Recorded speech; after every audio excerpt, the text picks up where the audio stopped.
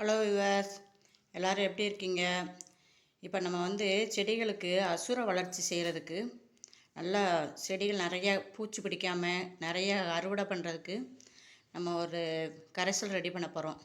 அது என்னென்னு பார்த்தீங்கன்னா, இங்கே பாருங்கள், எலுமிச்சம்பழத்தை இவ்வளோ எலுமிச்சம்பழம் எடுத்து இந்த புழிஞ்சு வச்சுருக்கேன். நம்ம இப்போ முட்டை அமினோ அமிலம் பண்ண போகிறோம். இது நல்ல வளர்ச்சி யூக்கியாகவும் இருக்கும். அது மாதிரி செடிகளில் பூச்சி தாக்குதல் இல்லாமலும் என்ன செய்யும் பார்த்துக்கிடும். அதுக்கு தான் இப்போ என்ன செய்ய போகிறோம், இந்த பாருங்கள், இதில் ஊற்றி வச்சுக்கிடுவோம்.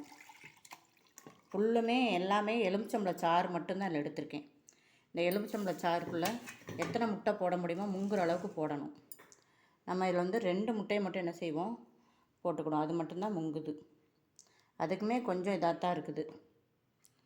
போட்டுட்டு என்ன செஞ்சு விட்டுறணும், ஒரு 15 நாளைக்கு என்ன செஞ்சு விட்டுறணும், இதை அப்படியே மூடி வச்சிடணும். டெய்லி எடுத்து என்ன செய்யணும், குளிக்கு மட்டும் விட்டுக்கிட்டே வரணும்.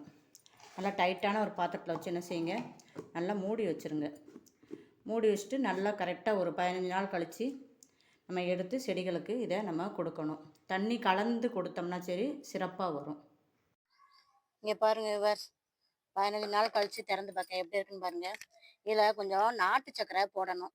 அதை நான் வீடியோ எடுக்க மறந்துட்டு, நாட்டு சக்கரை போடும்போது இந்த முட்டை தோல் எப்படி ஆயிடுச்சுன்னு பாருங்கள், எப்படி மெல்ட் ஆயிடுச்சு பாருங்கள்.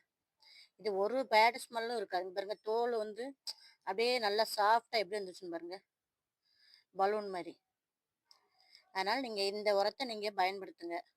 செடிக்கு அப்படி இருக்கும். இந்த ஊற்றுனீங்கன்னா சரி, செடி அவ்வளோ சிறப்பாக இருக்கும். எந்த ஒரு பேட் ஸ்மெல்லும் வராது. நீங்கள் இதை கலந்து என்ன செய்யணும், வீட்டுக்குள்ளக்க ஒரு ஓரத்தில் நீங்கள் நிழல் படுற இடத்துல வச்சு மூடி வச்சிடணும். அப்பப்போ ஒரு வாரத்துக்கு ஒரு என்ன செய்யணும், இப்படி குளிக்க விடணும். இவ்வளோ ஊற்றினா போதும்.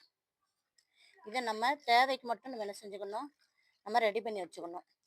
இது என்ன செய்யாது, 5 மாதம் ஆனாலும் என்ன செய்யாது, கெட்டு போகாது. இதை கொடுத்தோம்னா சரி. இது பேர் முட்டை அமினோ அமிலம். செடி அவ்வளோ சிறப்பாக இருக்கும். எல்லா காய்கறி செடிக்கும் கொடுக்கலாம், பூச்செடிகளுக்கு கொடுக்கலாம். அவ்வளோ சூப்பராக இருக்கும். ரோஜாப்பு கண்ணுக்கு கொடுக்கலாம். வெத்தலைலாம் பாருங்கள் எவ்வளோ பெருசு பெருசாக வருதுன்னு பாருங்கள். எல்லாமே நல்லா சிறப்பாக வர ஆரம்பிச்சிட்டாங்க. மாறி மாறி இயற்கை தானே கொடுக்குறோம். கொடுக்கறனால என்ன செய்யுது, செடி எல்லாமே நல்லா சிறப்பாக இருக்குது. எவ்வளோ சூப்பராக இருக்குன்னு பாருங்க.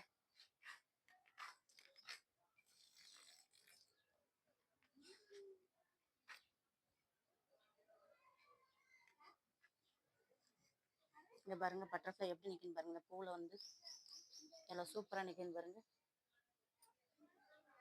பறந்துட்டாங்க. எல்லா விதமான காய்கறி செடிக்கும் கொடுத்து விட்ருவோங்க.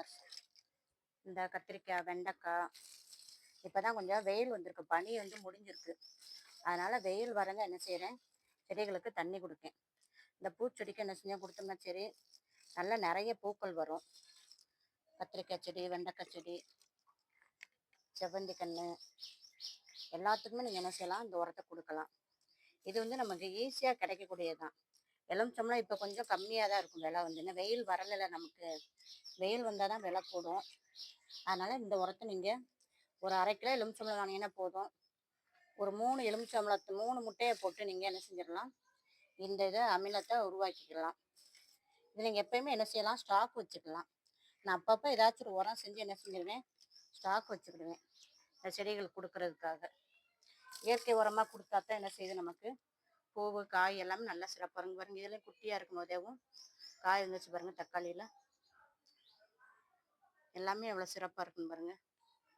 கத்திரிக்காயும் கிடக்கணும், ஒரு நாளைக்கு அறுவடை பண்ணணும். பூக்களும் இப்போ நிறைய முட்டு வைக்க ஆரம்பிச்சு பாருங்க. இங்கே பாருங்க, ஜமனக்குளக்க இங்கே மேலேயும் பாருங்க. எல்லாம் சிறப்பாக நிறைய பூக்கள் நம்ம என்ன செய்யலாம், இந்த பிச்சு பூலே இந்த மேலே என்ன செய்யலாம், பறிக்க ஆரம்பிச்சிடலாம். எவ்வளோ சிறப்பாக வருதுன்னு பாருங்க. எல்லாமே நல்லா இருக்குது. இங்கே பாருங்க, தரையில் வச்ச பாவக்காய்ச்செல்லாம் எவ்வளோ சிறப்பாக வந்துக்கிட்டு இருக்குன்னு பாருங்க. எல்லாமே நட்டு விட்டது எல்லாமே நல்லா அடுத்தடுத்த இலைகள்லாம் விட ஆரம்பிச்சிட்டாங்க. எல்லாத்துக்குமே என்ன செஞ்சு விட்ருவோம், நம்ம கொடுத்து விட்ருவோம். சிறப்பாக இருக்குன்னு பாருங்க. இங்கே இருக்க தக்காளி செடி, பாவக்காய் செடி, பீக்கங்காய் செடி, பீக்கங்காய் கொடி, இந்த பாவக்காய் கொடி, எல்லாமே நல்லா சிறப்பாக வரும். அதனால் நீங்கள் என்ன செய்யுங்க, இந்த உரத்தை தயார் பண்ணி செடிகளுக்கு கொடுங்க. நல்லா காய்களும் நிறையா பிடிக்கும். எல்லா செடியிலுமே காய் கிடக்கு பாருங்க.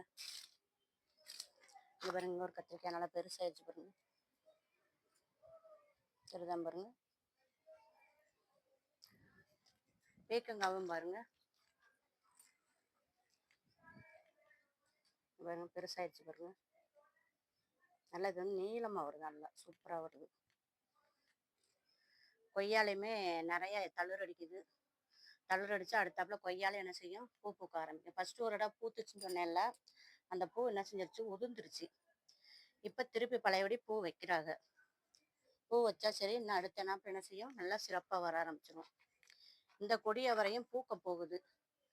இது போய் கொய்யா மரத்தில் போய் பூக்க போகுது. எப்படி காய் பறிக்கன்னு எனக்கே தெரியலை. பார்ப்போம், கொடி அப்படியே கீழே எடுத்து விடுறது பார்ப்போம். இந்த தக்காளி செடி நல்லா சிறப்பாக வந்துருச்சு. செவந்தியில் என்ன செய்து பாருங்க, இதில் இப்போ முட்டு விட போகுது. புது தளிர் வந்து முட்டு விட போகுது. எவ்வளோ சூப்பராக இருக்கு பாருங்க. இந்த மிளகாலையும் முட்டு வரைக்க போகுது. இந்த செவந்தியில முட்டு வச்சிருச்சு.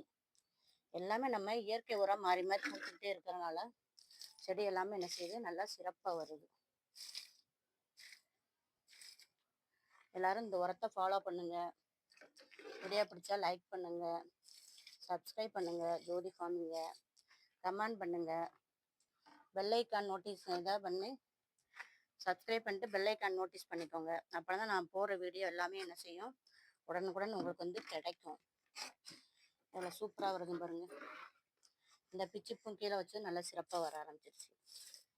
இதை நம்ம சுவரில் அப்படியே ஏற்றி விட்டோம்னா அடுத்தாப்புல இதுலேயும் நிறைய நம்ம பூக்கள் வந்து பறிக்க ஆரம்பிச்சிடலாம். பாவக்காலையும் நிறைய பூக்கள் போட்டு காய்கள் வைக்குது. நல்லா சிறப்பாக வந்துகிட்டு இருக்கு.